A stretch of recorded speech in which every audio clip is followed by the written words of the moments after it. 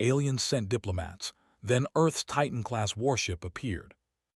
The message from Earth came in at 3:40 station time, and Alo read it 4 times before he believed what it said. 1 diplomat, 1 civilian shuttle, and 1 additional vessel registry classification withheld. Alo had run Relay 7 for 11 years. He knew every registry code in the syndicate database and a good portion of the ones outside it. Withheld meant military.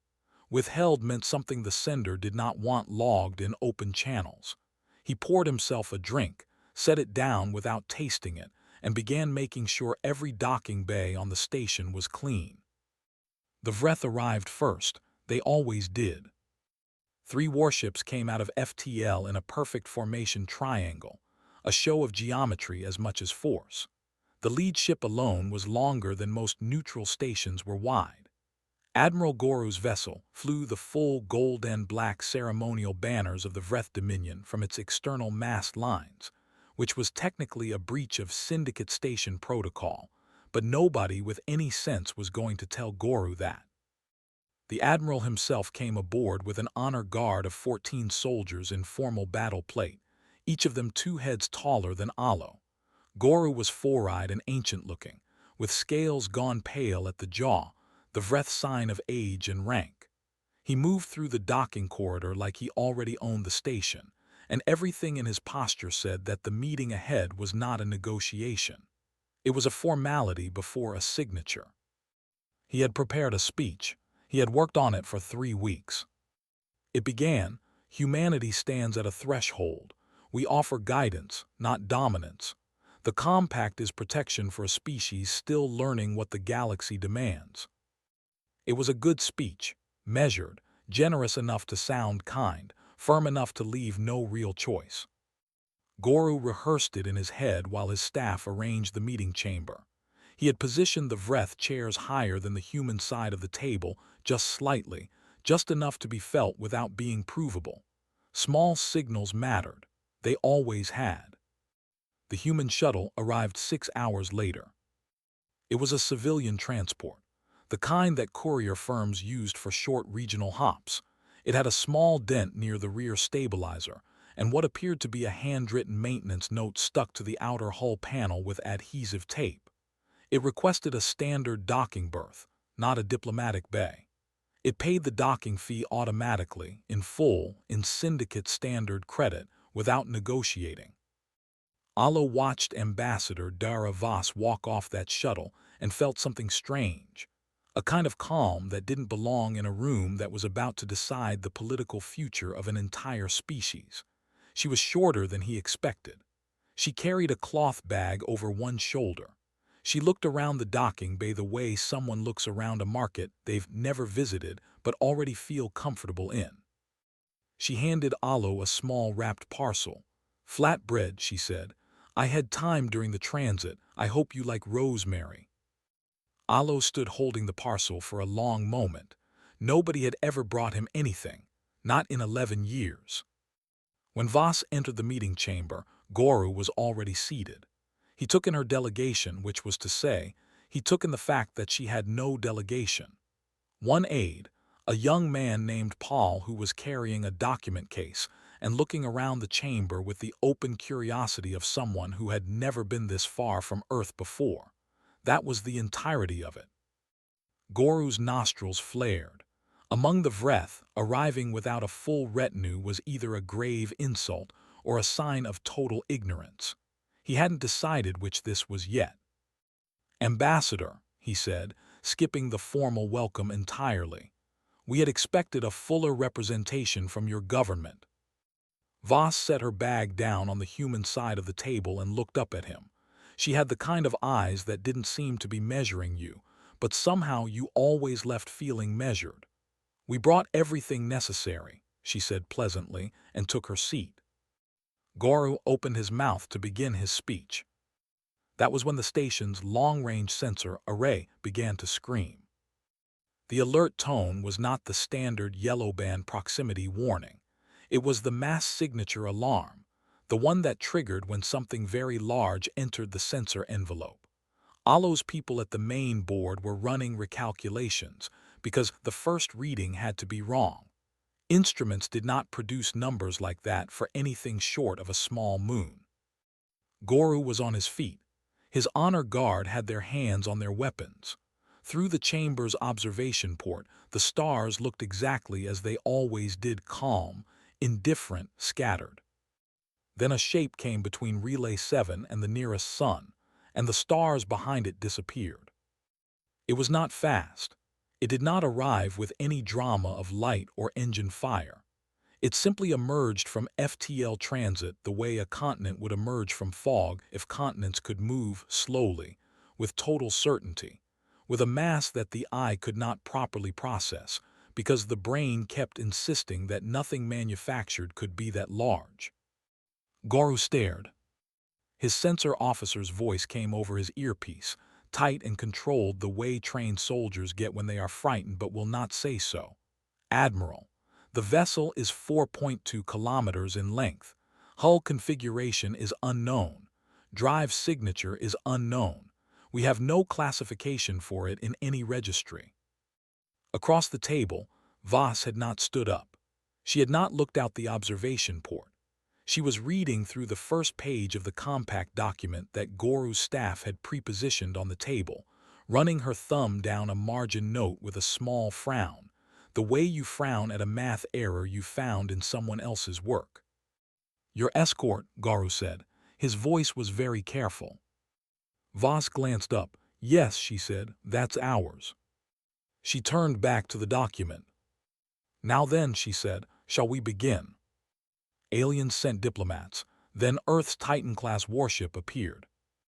Nobody on Relay 7 said anything for a full 30 seconds after the shape finished resolving on the sensor screens. The silence was not the comfortable kind. It was the kind that happens when everyone in a room sees the same impossible thing and is waiting for someone else to explain it first. Alo's senior sensor chief, a syndicate woman named Bree who had 20 years on deep range equipment, finally spoke. "It is not accelerating," she said.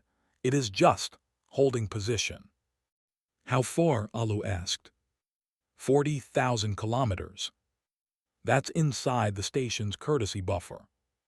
"Yes," Bree said, "it is." She did not add anything else. There was nothing useful to add. In the meeting chamber, Admiral Goru had not sat back down. His four eyes moved between the observation port and Ambassador Voss, with the focused attention of someone trying to find the trick in a card game they did not know they were playing. His honor guard had not relaxed. The two guards nearest the door had shifted their stance slightly, weight forward, which was a Vreth combat readiness posture that they probably did not even realize they had settled into.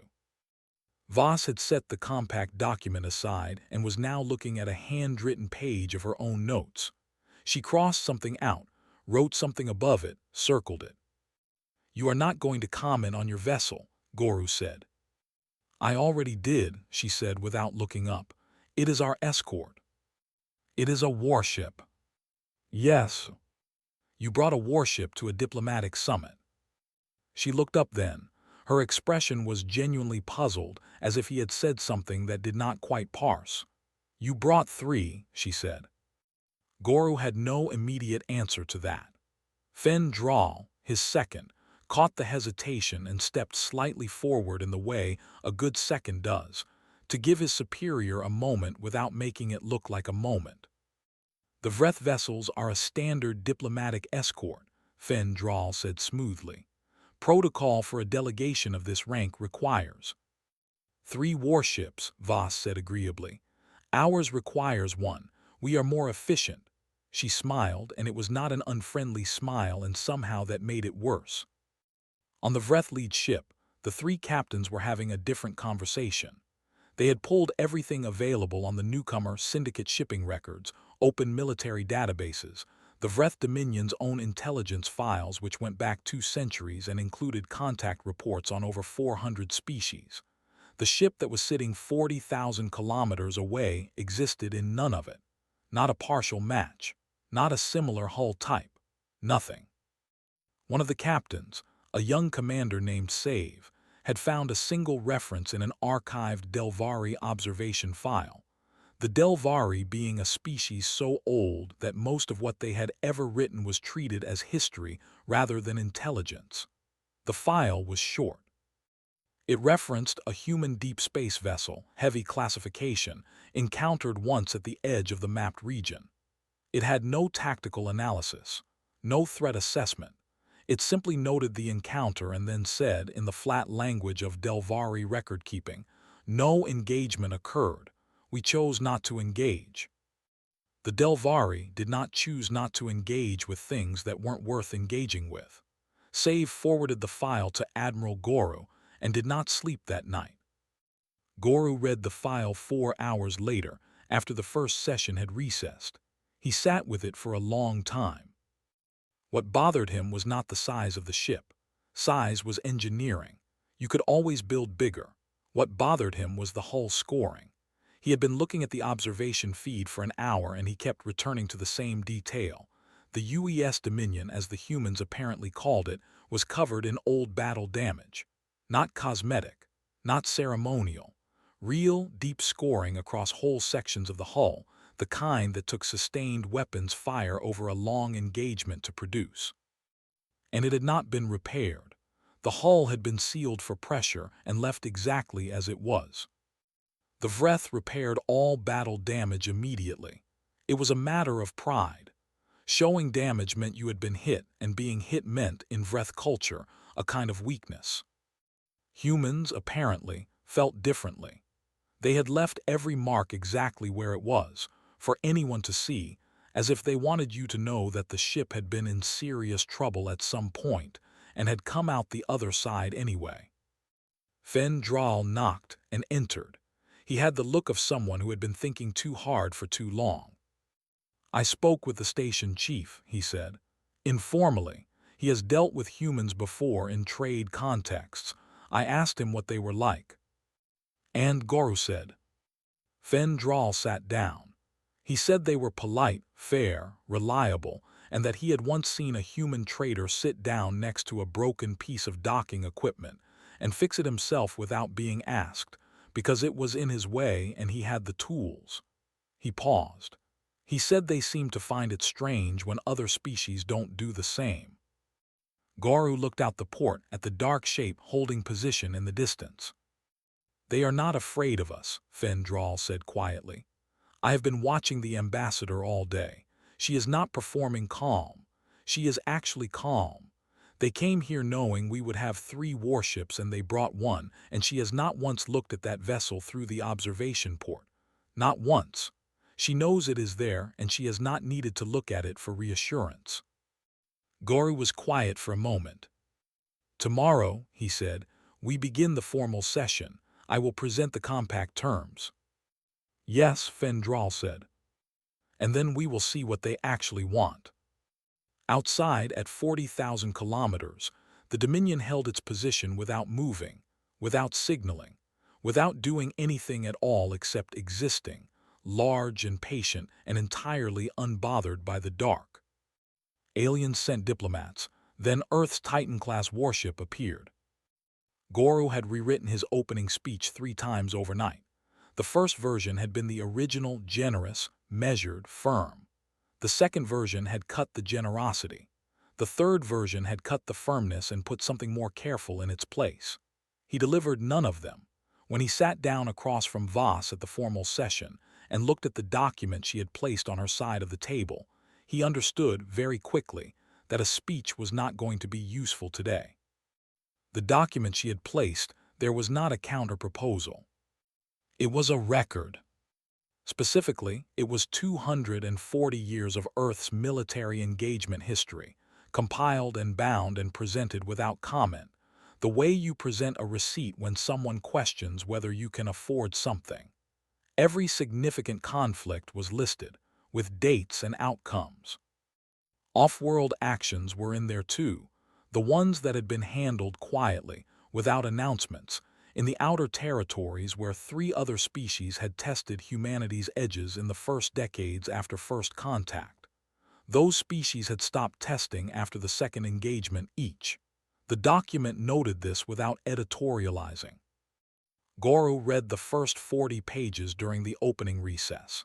He did not comment on it when the session resumed. He began presenting the compact terms instead, because he had come here to do a thing and he was going to do it. He went through the compact clause by clause. It was thorough work. The Vreth legal team had spent 8 months on the language. Every clause that removed human autonomy was framed as a protection. Every restriction was introduced as a courtesy. Goro had to give his legal team credit if you were reading quickly, or if you trusted the people across the table. It genuinely sounded like a generous offer. Voss listened to all of it without interrupting. She had a small notepad on the table, actual paper, which Fen Drawl found remarkable, and she wrote things down occasionally with a short pencil. When Goro finished, she looked at her notes for a moment, then looked up. Clause 7, she said. Subsection C, the phrase, in consultation with the Vreth Oversight Committee. Does that mean we need approval, or does it mean we need to notify you? There was a pause. Goro's legal advisor leaned over and said something quietly. Approval, Goro said. For all resource extraction beyond our own system. Correct. And Clause 14, the defense limitation. The 3-vessel cap.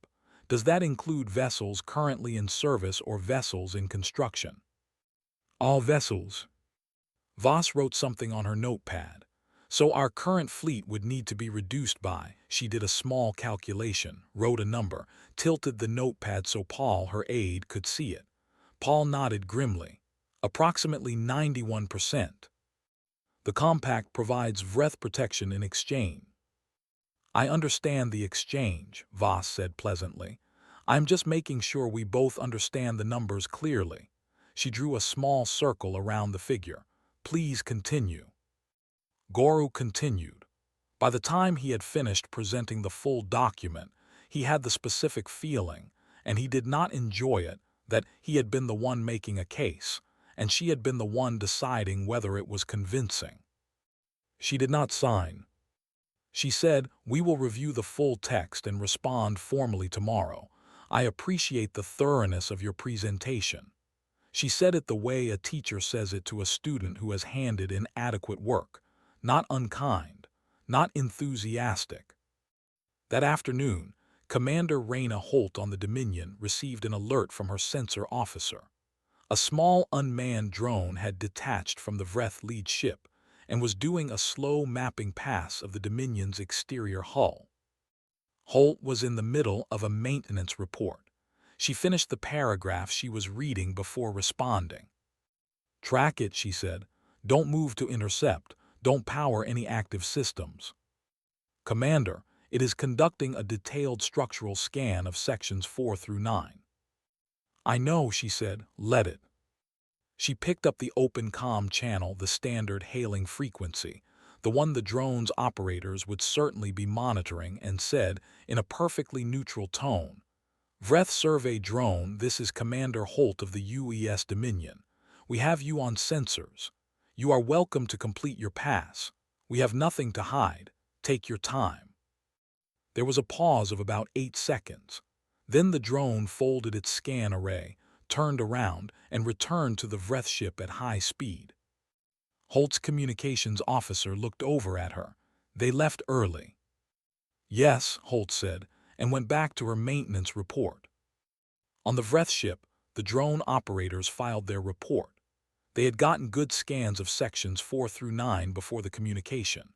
The analysis team spent 2 hours on the data. Their conclusion was not reassuring. The Dominion's hull plating was an alloy they did not recognize, denser than anything in Vreth shipbuilding by a significant margin. The weapons' hardpoints were external and visible and not currently armed.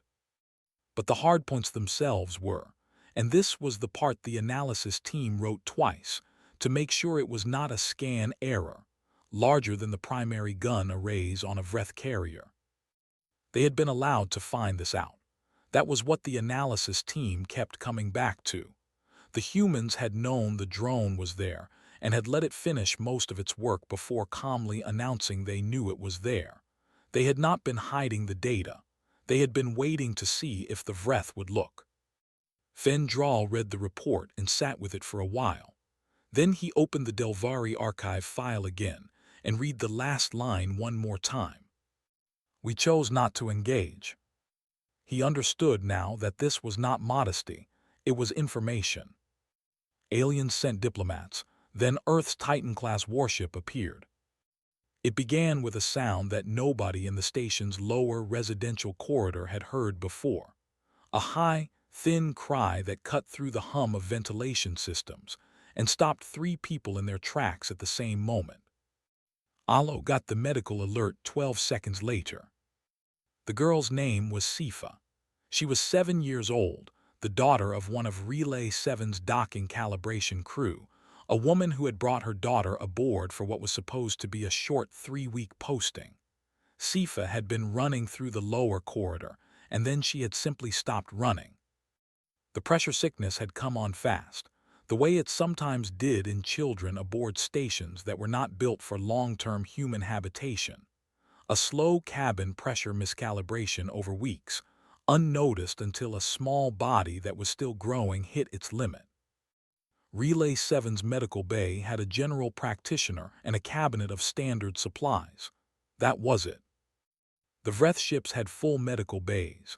Goru's vessel alone had a surgical suite and a staff of 12 trained medical personnel. When Alo contacted them, the response was polite and brief. The Vreth medical team was certified for Vreth biology and 2 other listed species. Human pediatric medicine was outside their scope. They were sorry. It was a sincere sorry, Alo thought, but it was still a no. The Syndicate's own emergency network was 4 hours away at best speed. Alo was standing in the medical bay doorway, watching the station doctor work with the equipment she had and the clear knowledge that it was not enough, when Ambassador Voss appeared at his shoulder. He didn't know how she had heard. He hadn't called her. She was simply there, the way certain people are simply there when something has gone wrong, as if they have a different kind of antenna for it. She looked at the girl for exactly 3 seconds. Then she took out her communicator. Dominion, this is Voss. I need your CMO on the station with a portable pressure sickness kit, pediatric configuration. How fast can you move? The response came back in under 10 seconds. 17 minutes, Ambassador. We'll need docking clearance for a shuttle. Alo was already on his own communicator, clearing it before Voss had finished the sentence. The Dominion's chief medical officer was a compact, unhurried woman named Dr. Fenn, who arrived with 2 nurses, a cart of equipment, and the specific efficient energy of someone who has done difficult things in difficult places many times before. She introduced herself to the station doctor, asked 2 questions, listened carefully to both answers, and then got to work without any further ceremony. Voss stood in the corridor outside with Alo. Neither of them spoke for a while. Goru found them there 20 minutes later. He had come personally, which surprised Alo. The Admiral stood in the corridor, 4 eyes taking in the medical bay through the small window, watching Dr. Fenn and her nurses work on the small human child with focused and unhurried precision. After a long moment, he said, "You interrupted the summit review session for this." Voss glanced at him. "Yes. The session that determines the political future of your species." "Yes." Goru was quiet again. Among the Vreth, a leader who paused major affairs for one minor individual was either making a deliberate political gesture or was genuinely doing exactly what it looked like. His experience told him it was almost always the former. Every calculated act of apparent generosity he had ever witnessed had, on examination, turned out to be exactly calculated. He had been watching Voss for 2 days. He could not find the calculation. "She is not a citizen of your nation," he said. "Her mother is a syndicate worker."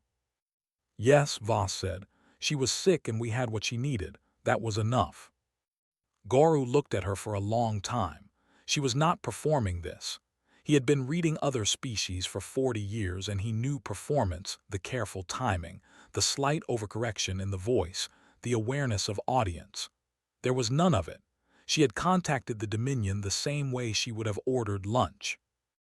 On the Vreth homeworld, he said slowly, there is a concept, roughly translated the weight of usefulness. A thing is worth the use it provides. It is the basis of our economic and social structures. A warship is worth its firepower. A diplomat is worth the agreement she secures. A leader is worth the territory he holds. He paused. A child who is too young to provide use is categorized differently. Voss considered this. That sounds very efficient, she said. It is. Is it working? Goru opened his mouth, closed it. Fen Dral, who had appeared behind him at some point, looked carefully at the wall. An hour and 40 minutes later, Dr. Fen came out of the medical bay and told them that Sifa would be fine. She would need 2 days of rest, and the station's pressure calibration needed a full reset, but the child was stable and sleeping. When Sifa's mother came out of the bay for the first time since her daughter had collapsed, her face was the specific expression of someone who has been holding a terrible weight and has just been allowed to put it down. Voss put an arm around her briefly, said something quiet. The woman nodded and went back inside. Allo realized, standing there, that he was going to vote for whatever position the humans wanted at the next Syndicate General Assembly. He didn't remember deciding this. It had simply become true. Fen Dral asked Voss very quietly if she had a moment to talk, not about the summit, personally. She said yes, and they walked together down the corridor, and Goru watched them go. His second was asking a human diplomat questions that were not in any briefing document. He did not stop him. He went back to his cabin and looked at the wall for a long time, and thought about a concept that the Vreth language did not have a precise word for, but that he was beginning to understand the shape of. Aliens sent diplomats. Then Earth's Titan-class warship appeared. The fourth Vreth warship arrived without announcement at 600 on the third day of talks, and it positioned itself between the station and the Dominion. Allo's docking log showed no scheduled arrival. He checked it twice, then checked it a third time against the confirmed itinerary that the Vreth delegation had filed upon entering the system. The fourth ship was not on it. When he contacted the Vreth delegation to ask about the arrival, a junior aide responded that the vessel was a regularly scheduled security rotation, and that all relevant parties had been notified through the proper channels. Allo pulled up his notification inbox. There was nothing there. He forwarded the discrepancy to Voss without comment, because he was a station chief and not a diplomat, and the translation between what had just happened and what it meant was her job and not his. She responded within 2 minutes. A single line of text that said "thank you," noted, and nothing else. At the morning session, Goru arrived with a new document. He placed it on the table between them and described it pleasantly as an interim framework, a temporary agreement to be signed while both parties continued discussing the full compact. It was shorter than the compact, 11 pages. It looked clean. Voss picked it up. She read it the way she read everything, in order, at a steady pace, not skimming. Her aide Paul had learned by now not to say anything when she was reading. He sat quietly and organized his own notes. It took her 9 minutes to finish. Then she set it down, picked up her pencil, and drew a single clean line from the top of page 4 to the bottom of page 6. Clauses 12 through 19, she said. These are the restriction clauses from the full compact. They have been reworded, but the function is identical. The resource extraction approval requirement is in Clause 14. It is now called a Joint Coordination Protocol, but the mechanism is the same. The defense limitation is in Clause 17 under Mutual Security Guidelines. 3-vessel cap. She set the pencil down. It is a good piece of drafting. I want to say that clearly whoever wrote this worked very hard and has real skill. But it is not an interim document. It is the compact with different paragraph breaks. The Vreth legal advisor's expression did something complicated. Goru leaned forward. He had made a decision last night. He had decided that careful patience was no longer serving the negotiation, and that it was time to be direct about what was expected. "Ambassador," he said, "I want you to consider carefully what a refusal means here. The Vreth Dominion has relationships with 17 species in this region. Trade routes, protection agreements, communications infrastructure. A species that does not align with the Dominion finds itself outside a great deal of what makes deep space viable. We are not threatening. We are describing geography." Voss listened to this without any change in expression. "Additionally," Guru continued, "our current formation in this system," he paused, and there was something in the pause that was meant to be felt, "reflects our commitment to the security of these talks. 4 vessels, all with full operational capability." The room was quiet for a moment. Then Voss said, "Excuse me briefly," and picked up her communicator. "Holt," she said. Commander Holt's voice came through, clear, unhurried. "Ambassador, would you mind joining us at the table, so to speak?" "On my way." 40 seconds later, the Dominion moved. Not fast, not dramatically. It came to 1/4 impulse in the direction of the station, steady and enormous, closing the distance between itself and the 4th Vreth ship with the calm deliberateness of a door swinging closed. It did not power weapons. It did not target anything. It simply moved, the way a very large and very unhurried thing moves when it has decided to be somewhere. The 4th Vreth warship's automated defense systems lit up immediately. Targeting arrays came online. The ship went a full combat readiness in under 15 seconds, which was actually an impressive response time. Holt opened the standard hailing frequency. "Vreth vessel, this is Commander Holt of the UES Dominion. Please stand down your targeting arrays. We are closing to station proximity. We mean no harm to this vessel or any other in this system." The pause that followed lasted 22 seconds. Alo counted them. Then the Vreth defense grid went cold. Holt's voice continued, the same even tone. "Thank you, we will hold here. Have a good shift." In the meeting chamber, Guru had not moved. He was looking at the observation port, where the Dominion was now much larger than it had been an hour ago. Fen Draal, sitting at his left, was looking at the table. Guru had spent 40 years in Vreth politics and diplomacy. He had leveraged fleet size in negotiations 16 times. Every single time the other party had shifted. You did not need to fire weapons. You needed the other party to look at your weapons and understand the math. The math always worked. The math had just done something unusual. He looked across the table at Voss. She was writing a note on her paper pad. She finished it, looked up, and said with genuine politeness, "You were saying 17 species. Tell me about those relationships. I'd like to understand them properly before we continue." The Vreth legal advisor had stopped taking notes entirely. He was simply watching. Guru looked at Voss for a long moment. Outside, the Dominion held its new position between the 4th warship and the station, without fanfare, without signals, just present. He thought about the hull scoring again. All that old damage, worn like a record.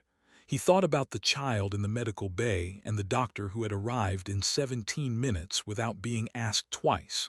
He thought about the Delvari file and the last line of it. He thought, they did not come here hoping it would go well. They came here prepared for every version of how it could go. "Yes," he said finally, "let us talk about those relationships." Aliens sent diplomats. Then Earth's Titan-class warship appeared. Fen Draal did not file an official report that morning. He wrote a personal one instead, in his own shorthand, in a notebook he kept separate from all Vreth Dominion systems. He had started it on the 2nd day of talks. By the final morning, it was 40 pages. It was not a tactical analysis. It was closer to a record of what he had noticed, the way a naturalist records what they see on an expedition, not conclusions, just observations. The human diplomat baked bread on a transit shuttle. The human warship left its battle scars unrepaired. The human doctor arrived in 17 minutes and went home only after the child was stable. The human commander said, "Have a good shift," to the crew of a warship whose targeting arrays had just been pointing at her. He wrote each thing down because each thing seemed important, and because he had the feeling that if he didn't write them down, he would not fully believe he had seen them. The final session began at 9. Guru arrived with his legal team and no prepared speech. Voss arrived with Paul, her notepad, and a second wrapped parcel of flatbread which she set at the center of the table without comment, in the same spirit that some people set flowers down, not to make a point, just because it seemed like the right thing. The compact of submission was not mentioned. Neither was the interim framework. Guru's legal advisor had a new document, thinner, cleaner, 2 days of genuine work behind it.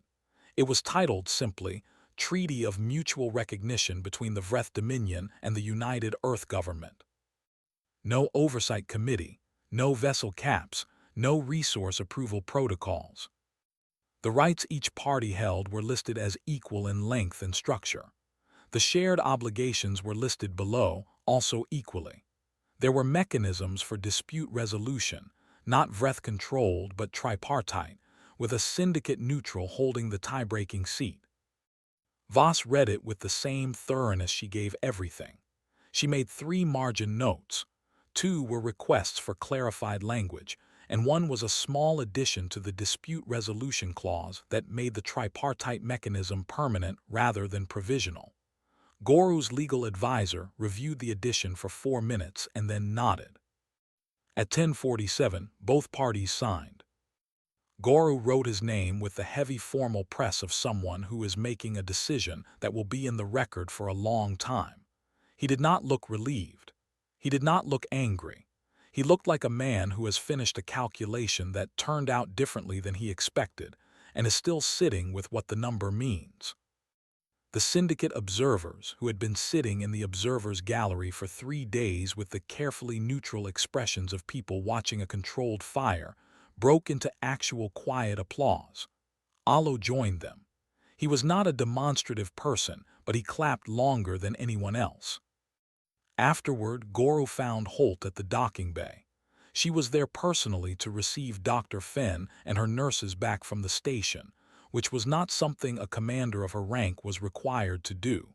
He had noticed that she did it anyway. He stood beside her for a moment. She waited. "Why did you build it?" he said. He did not specify, he did not need to. Holt looked out through the docking bay's outer viewport at the Dominion, which was still holding its new position, closer now, easier to see. She considered the question seriously, the way it deserved. "There was a point in our history," she said, "when we nearly ended ourselves, not because someone attacked us, because we made enough bad decisions over enough time that we almost ran out of road. We fixed it. It took everything we had and it took a long time, but we fixed it." She paused. "After that, we decided we were never going to be that vulnerable again, to ourselves or to anyone else. The Dominion was part of that decision." Guru was quiet for a moment. "And the battle damage you kept on the hull?" "Reminders," Holt said simply. "For the crew, we had bad days, we survived them, we don't hide that." Guru looked at the ship. He had spent 3 days looking at it from various distances and angles, and it had seemed different each time, enormous, patient, weathered, unreadable. Now for the first time he thought he understood what he was actually looking at. Not a weapon, not a threat, a record, the same as his soldiers' career marks, the same as Fenn Drawl's notebook. Something that said, "This happened and we are still here." He said nothing further. He inclined his head, the Vreth gesture between equals, which was not a common gesture for him, and left. Fenn Drawl found Voss in the small station observation lounge, the one with the long curved window that looked out into open space. He sat down beside her, and for a moment they were both quiet, watching nothing in particular. He took a data chip from his pocket and placed it on the table between them.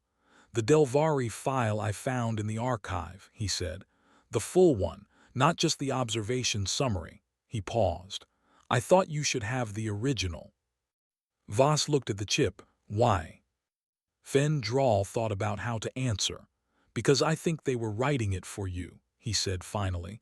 I don't think they were writing it for us. He left her with it. She read it alone in the observation lounge, with the Dominion visible through the long window, large and quiet in the dark, neither threatening nor performing, simply present the way old things are present. The Delvari file was longer than the summary. Most of it was clinical approach vectors, observed technology levels, communication attempts, biological notes. But the final entry was different. It had been written in the Delvari's closest equivalent of personal voice, which was rare enough that linguists had written papers about it. It said, humanity survived a world that should have killed them. They poisoned their sky and learned to clean it. They burned their oceans and learned to fill them back. They fought each other for 10,000 years and then, somehow, decided to stop. We have watched 1,000 species face smaller tests and fail. We chose not to interfere with this one. Some things are better left to become what they are supposed to become. Below that, in a smaller notation that looked like it had been added later, we hope they find their way out here. The galaxy is better with things like them in it. Voss closed the file. She sat with it for a while. Then she looked out at the Dominion, the old hull scoring, the patient mass, the lights moving slowly along its surface where crew were doing the ordinary work of keeping a ship running. She thought about Sifa, sleeping safely in the medical bay. She thought about Goru's face when he signed the treaty. She thought about Fendral's notebook. She thought about the Delvari, somewhere, watching and hopping and writing things down for an audience they would not live to meet. They had come here to talk. They had been ready for everything else. What she had not planned for, not entirely, was how much of this would turn out to be about something other than power. Not because power was absent. It was here in every room, in every calculation, in every choice of where to position a 4-kilometer warship. But that was not, in the end, the thing that had moved the needle. She set the chip in her pocket and went to find Paul, because they had a long flight back to Earth, and she had promised Alo a second batch of flatbread before they left.